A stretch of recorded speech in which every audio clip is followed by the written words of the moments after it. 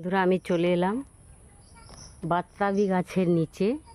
দেখো, গ্রামের এই বাতাবি গাছে ভরে গেছে সবুজ ফল। প্রকৃতির সেই সৌন্দর্যটা মন ভরে দেয়। বাতাবি গাছের নিচে দাঁড়িয়ে আছি, চারিদিকে শুধু গ্রামের আসল সৌন্দর্য। শুধু গাছে ঝুলে আছে অসংখ্য বাতাবি। দেখো, সবুজে মরা গ্রামের এই পথ আর বাতাবি গাছে ভরা উঠোনো, এমন দৃশ্য বারবার দেখতে ইচ্ছে করে। আমি ভালো করে ভিডিওটা দেখাচ্ছি, ঘুরে পেছন থেকে ঘুরে দেখাচ্ছি। সবাই দেখতে থাকো, কত সুন্দরভাবে হয়েছে তোমাদেরকে দেখাবো। এই দেখো, পুরো হলুদ হয়ে গেছে, সুন্দরভাবে ঝুলছে। এত সুন্দর প্রকৃতির দৃশ্য তোমাদের সামনে তুলে ধরছি। কেমন লাগলো কিন্তু সবাই একটু কমেন্ট করে জানিও।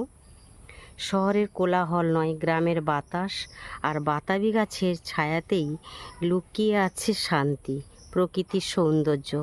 দেখতে চাইলে আরও একবার বাতাবি গাছের নিচে দাঁড়িয়ে দেখুন এই প্রকৃতির দৃশ্যটা। দেখতে পাচ্ছ চারিদিকে সবুজে গাছে বাতাবি ভরা ঝুলছে। এই সৌন্দর্য দেখলে বারবার দেখতে ইচ্ছে করে। চারিদিকে শুধু সবুজ আর সবুজ। হলদে হয়ে গেছে দেখো,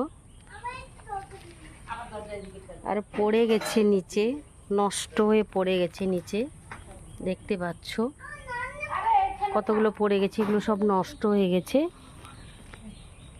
গ্রামের প্রকৃতি গাছের যেন প্রত্যেকটি আশীর্বাদ আছে। দেখুন, বাতাবি গাছের অপরূপ সৌন্দর্য, সেটা তোমাদের সামনে তুলে ধরলাম।